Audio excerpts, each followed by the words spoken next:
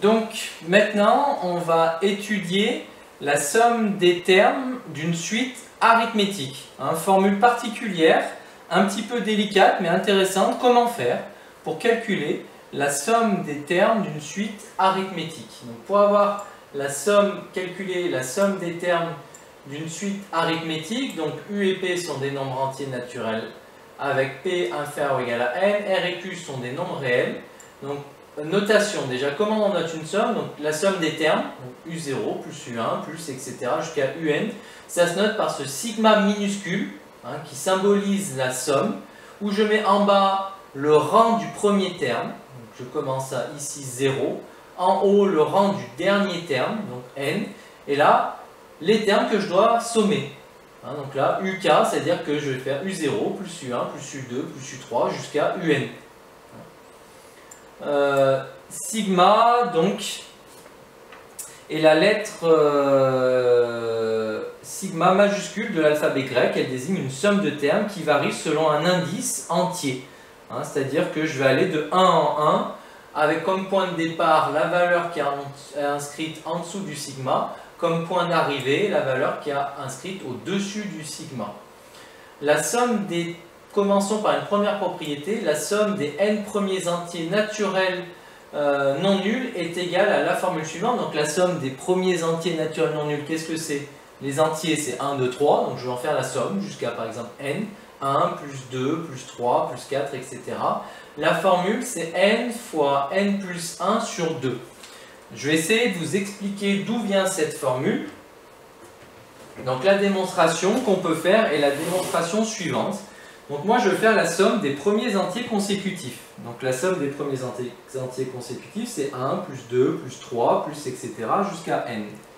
Juste en dessous j'écris la même somme, mais au lieu de l'écrire dans l'ordre croissant, je l'écris dans l'ordre des termes décroissants. Donc en partant du plus grand, en revenant en arrière jusqu'au plus petit. C'est bien les mêmes termes. Je pars de n, celui qui avait juste avant ce serait n-1, celui qui a encore avant, d'ailleurs je me suis trompé, c'est n-2, etc., etc. Donc j'ai écrit deux fois la même somme, une fois écrit dans l'ordre croissant, une fois écrit dans l'ordre décroissant. Si maintenant je regarde les termes colonne par colonne, si je fais la somme de tous ces termes et que je les regarde colonne par colonne, dans la première colonne, là, qu'est-ce que ça va me faire? N plus 1. Deuxième colonne, qu'est-ce que ça va me faire? N-1 plus 2. N plus 1 aussi. Dans la troisième colonne, qu'est-ce que ça va me faire? N-2 plus 3. N plus 1 aussi. La colonne d'après, ça c'est quoi? N-3 plus 4. N plus 1. Etc. etc. Et en fait, jusqu'à la fin, tous les termes, si je les somme 2 par 2 en les ayant bien rangés comme ça, ils vont tous valoir n plus 1. Donc à chaque fois, j'ai n plus 1, plus n plus 1, plus n plus 1, plus n plus 1. Maintenant la question c'est combien il y a de termes? De 1 jusqu'à n, il y a n termes. De 1 jusqu'à 4, il y a 4 termes. 1, 2, 3, 4. Donc de 1 jusqu'à n, il y a n termes. Donc en fait, j'ai n fois n plus 1.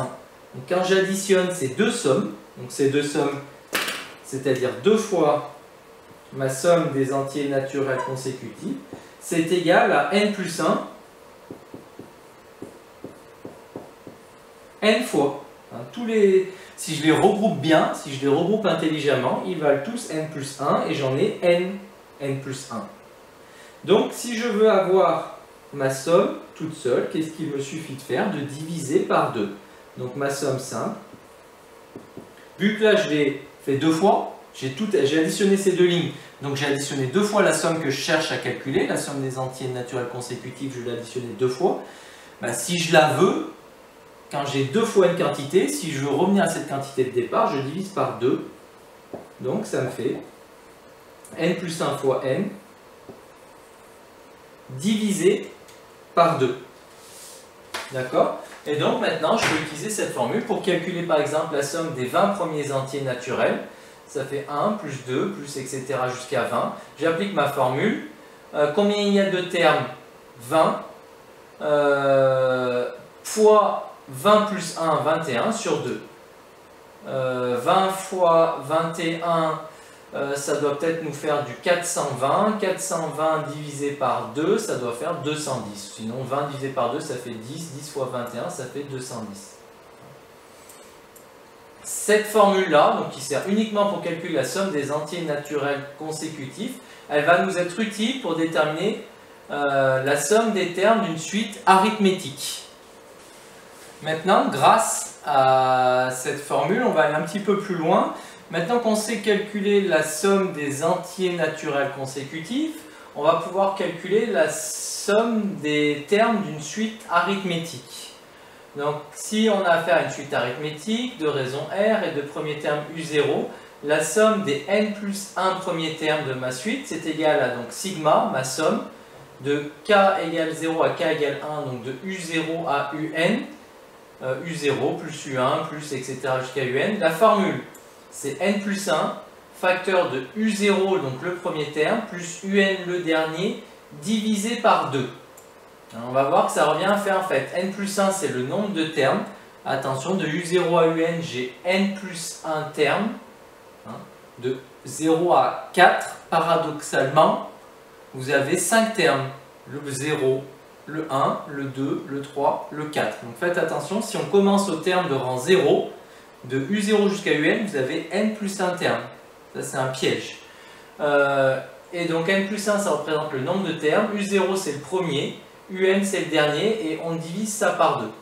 Alors, elle est bien beau cette formule, mais vous allez me dire d'où elle sort. Pourquoi la somme des termes d'une suite arithmétique, ça vaut cette formule-là. Je vais essayer de vous l'expliquer et de vous la démontrer en utilisant ça. Donc, qu'est-ce que je veux faire? Je veux calculer la somme des termes d'une suite arithmétique. Donc, ma somme, je l'appelle S comme somme de U0 plus U1 plus U2 plus etc. jusqu'à UN. Écrit différemment, ma somme, donc c'est U0. U1, qu'est-ce que c'est? C'est U0 plus R. U2, qu'est-ce que c'est? U0 plus 2R, etc., etc. U3, ce serait U0 plus 3R. UN, ce serait U0 plus NR. D'accord? J'ai réécrit tous les termes en fonction de U0. Maintenant, même astuce que tout à l'heure pour la somme des termes de la somme des entiers naturels consécutifs. Je réécris ma somme, mais par ordre décroissant. À partir du moment en supposant qu'elle soit croissante. Donc en partant du dernier terme et en revenant jusqu'au premier. Donc le dernier terme c'est UN. Le terme d'avant, si quand je veux passer d'un terme à l'autre j'ajoute R, si quand je veux revenir en arrière je vais retrancher R. Donc si je pars de UN, si je veux avoir le terme d'avant c'est UN moins R. Si je veux avoir le terme qui a 2 crans avant, UN moins 2R.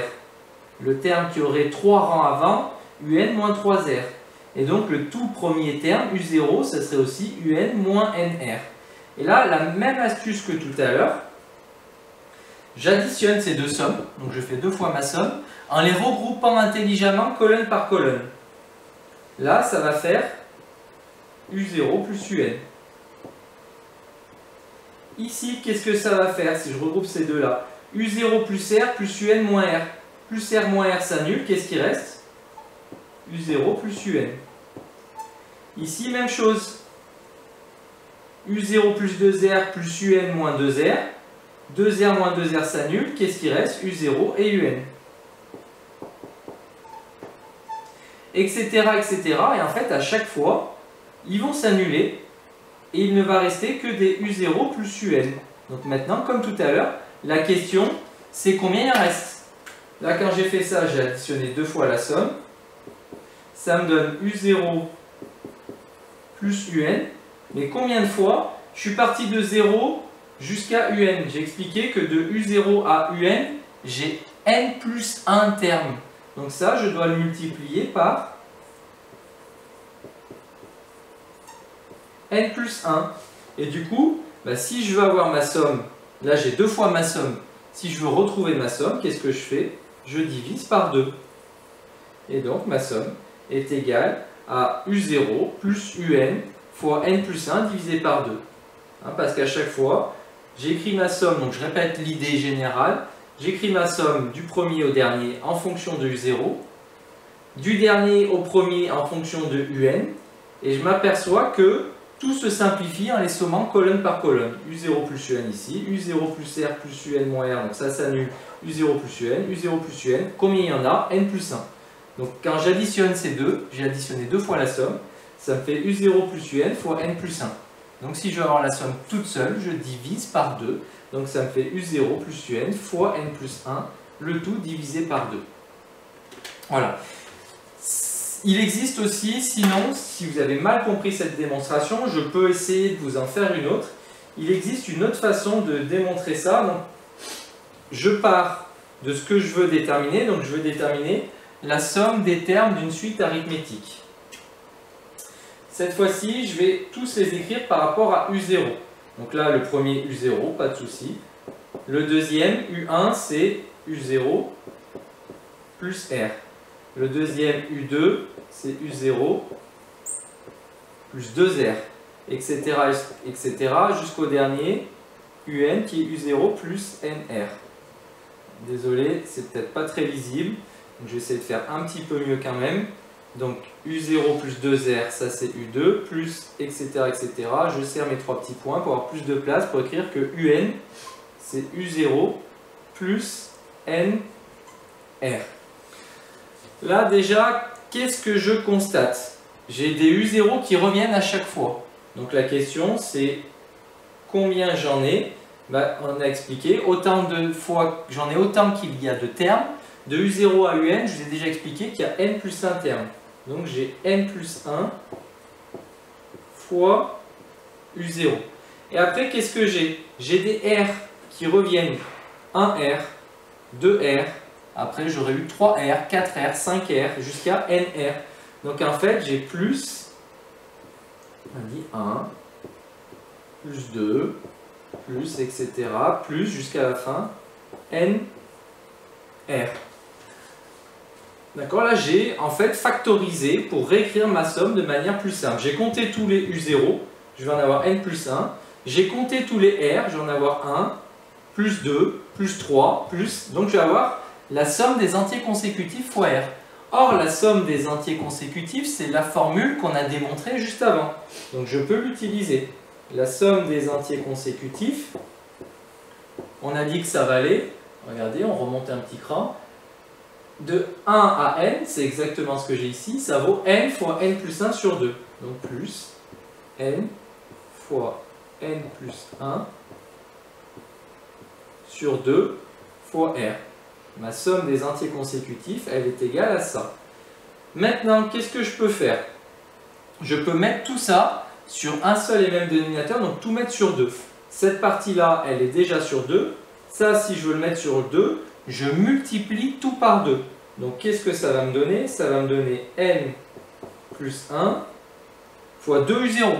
Si je multiplie par 2, U0 fois 2, donc fois 2 U0 sur 2 plus n fois n plus 1 sur 2 fois r. Vous voyez, là on est quand même à un bon petit niveau, hein, mine de rien. Démontrer cette formule, là, c'est pas si évident que ça.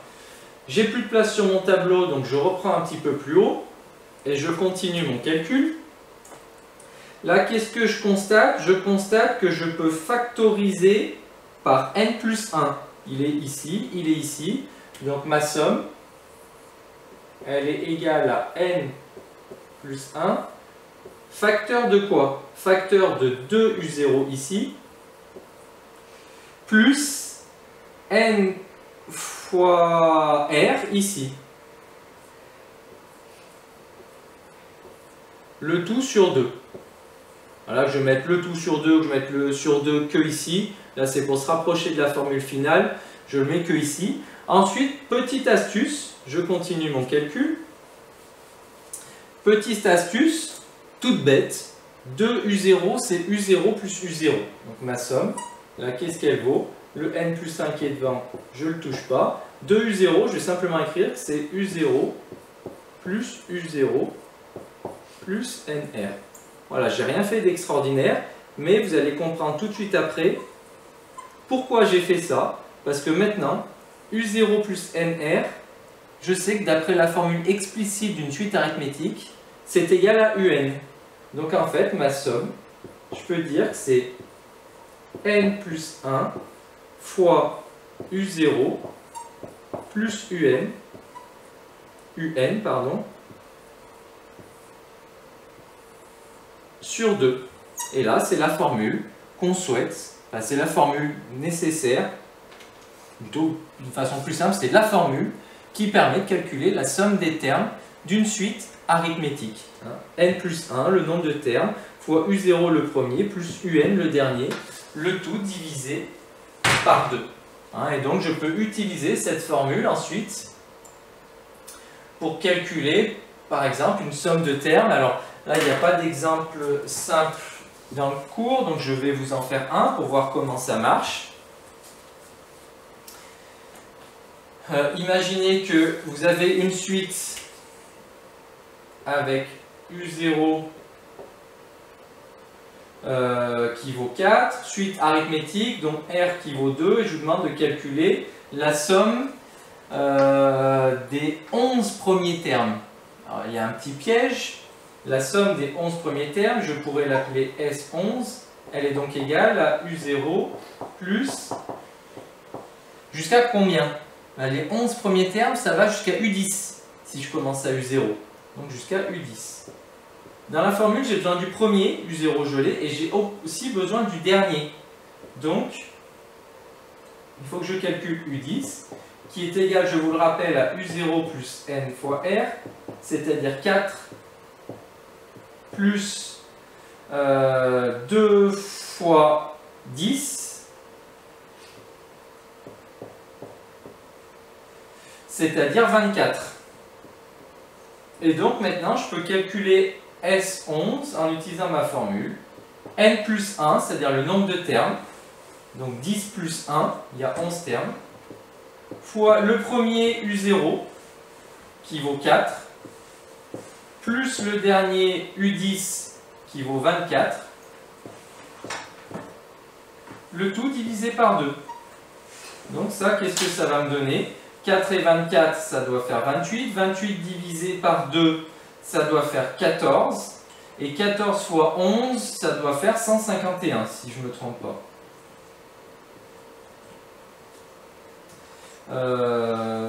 J'ai un petit doute. 14 fois 11, ça doit plutôt faire 154. Pardon.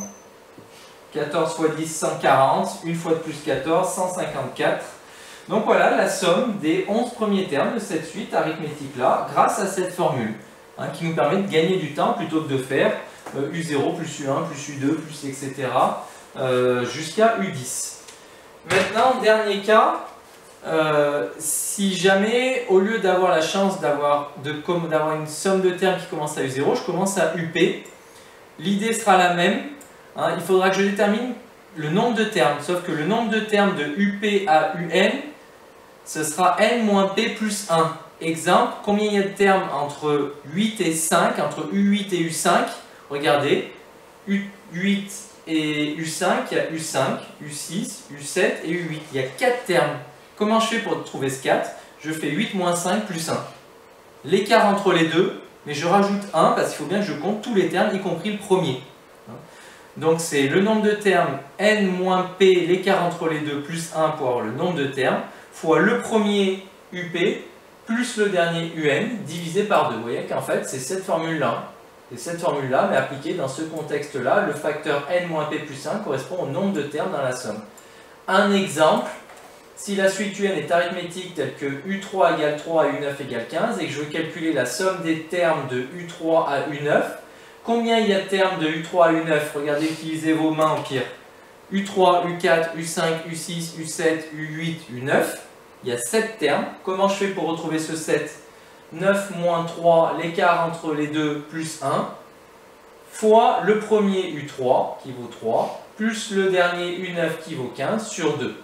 3 plus 15, ça fait 18, sur 2, ça fait 9, et 7 fois 9, 63. Donc la somme de ces termes est égale à 63.